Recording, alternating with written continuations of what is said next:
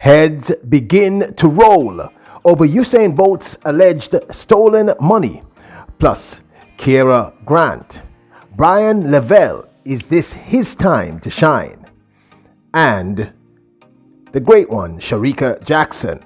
Welcome back to the channel, people. Welcome back to the channel. If this is your first time here, thank you for making it Peter Lloyd World. Go ahead, please hit the subscribe button so we can continue to grow. When you do that, go ahead and hit the notification bell so you know when the next video drops. We drop a video at least once a day here on Peter Lloyd World. Also, if you enjoy the content, please hit that like button. And finally, leave your thoughts. So, when you're ready, yep, good to go. Here we go with another multi-storied video on the top news in track and field. First up, Kiara Grant. We've been talking about this young lady for about a month now. The new Clemson athlete did start her season right in the women's 60-meter dash and made a mark, opening up her season with a time of 7.29 seconds, which is an okay time. Just open up your season with. We are thinking that big things may be on the way for Kiara Grant, the Jamaican repping now at Clemson University.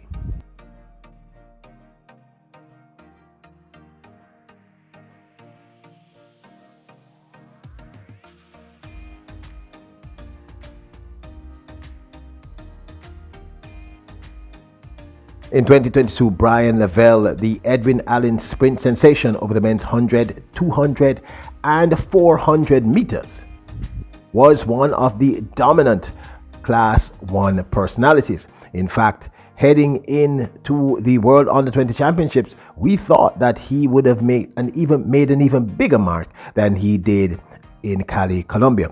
Now, one must remember that he was injured towards the end of his school season.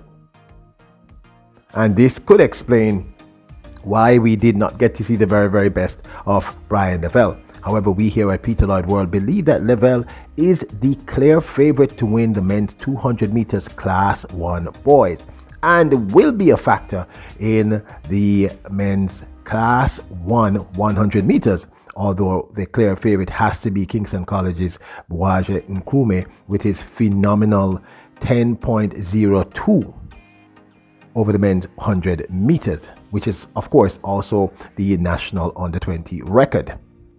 And Levelle, who boasts personal bests in the 100 meters of 10.21, the 200 meters of 20.34, and the 400 meters of 47.61, we believe is clearly one to watch for the 2022 ISA Boys and Girls Champs.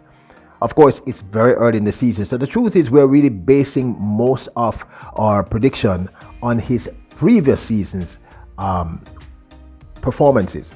As I stated, we're hoping that he remains injury-free, because if he is injury-free, he is, as I'm going to say it again, he's a clear favorite to win the Class 1 Boys 200 meters. But you know what? It's track and field, and it's Jamaica, where there's phenomenal junior and senior talent everywhere. So that's a hard one to call, but we're leaning towards saying Brian Levelle, we think, is the clear favorite in the men's Class 1 Boys men's 200 meters at the ISA Boys and Girls Champs, and one of the favorites to win the Class 1 Boys 100 meters. Let's see. What do you think? Is it too early to tell? What are your personal thoughts?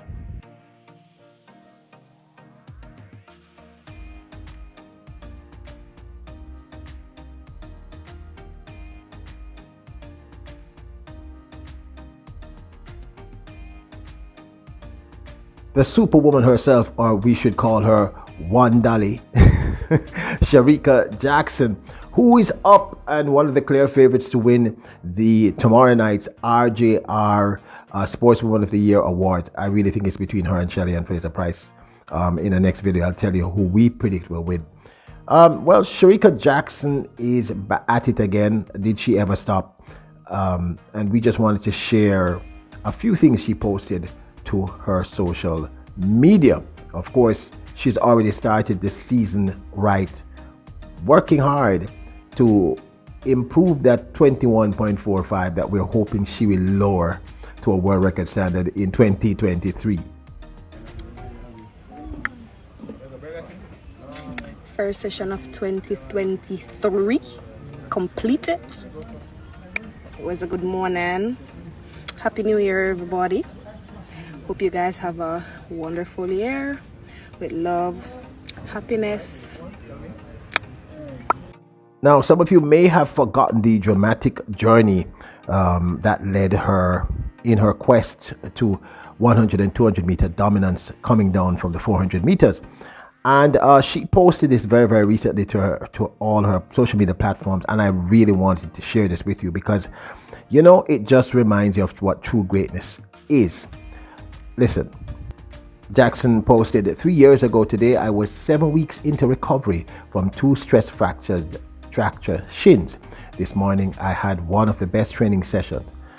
No matter the obstacles you are facing, never give up, believe in yourself, and never, ever lose faith. And then she posted herself getting a massage after her session, which, you know, we've explained in the past is very, very important for recovery. So big up to the one dolly, Sharika Jackson. Now, the reason why I'm pretty sure most of you clicked on this video has got to be this. The great one himself, Usain Bolt's ongoing saga with 12.7 million US dollars missing from his investments accounts at Stocks and Securities, better known as SSL. The alleged 12.7 million fraud committed by a former employee of Stocks and Securities Limited, and we have to use the word alleged because none of this has actually been proven in a court of law, and we don't want to be liable. Well, after a disastrous press conference held yesterday by the FSC, the FSC's boss, Everton McFarlane, tendered his resignation to the Minister of Finance, Dr. Nigel Clark. I today have accepted the resignation of the Executive Director of the Financial Services Commission, effective the 31st of January. He will proceed on leave tomorrow. We will have a secondment from the Bank of Jamaica in the form of Mr. Caron Burrell, who is the Chief Prudential Officer of the Bank of Jamaica, in charge of the prudential supervision of all deposit-taking institutions, who will be seconded to the FSC until further notice. I would ask that you, having informed you of that, I want to keep it at that. I'll have more to say, and I'll provide a policy address on this matter on Monday. With what was described yesterday by the outgoing boss of the FSC, Everton McFarlane, as the biggest fraud case in Jamaica's history. It's alleged that it's over $1 billion Jamaican dollars. Bolts being a part of a sum over, well, Dr. Clark actually said 40 investors at SSL have been impacted by this fraudulent act by that former employee, but the papers, except the newspapers, etc., are saying 30, so it might be somewhere between 30 to 40. And what is really unfortunate, people, before I get into my rant, is that, you know, overseas newspapers, etc., are saying that, you know, Bolt got caught up in scamming. He was scammed, which is an insult to the young boss, to the great one. It's an insult to all these people. Look, when I watched that press conference yesterday, it was just an absolute disaster. The truth is, FSC, they're there to ensure that these things don't happen. They were aware of problems with this institution for quite some time. They did not take the necessary steps. They didn't warn the public, although they said they were restrained by law, so they couldn't. I mean, this is just preposterous and ridiculous, and something has to be done. So on a personal level, I'm very, very happy that the gentleman stepped down. If he were, I think heads rolled. I believe someone may have suggested to him that he stepped down. I can't prove this, of course, but I think this is not the end of it, because the truth is, it's fortunate for those who were well, it's not fortunate in any way that this happened to them, but the only positive in this is that because it's Usain Bolt, I believe that the government, the full weight of the government, is going to get behind this. I think they're going to do everything that is possible because Usain Bolt brand is global. And people are saying, if this could happen to Usain Bolt, how can I ever invest in Jamaica? And people, let me tell you something.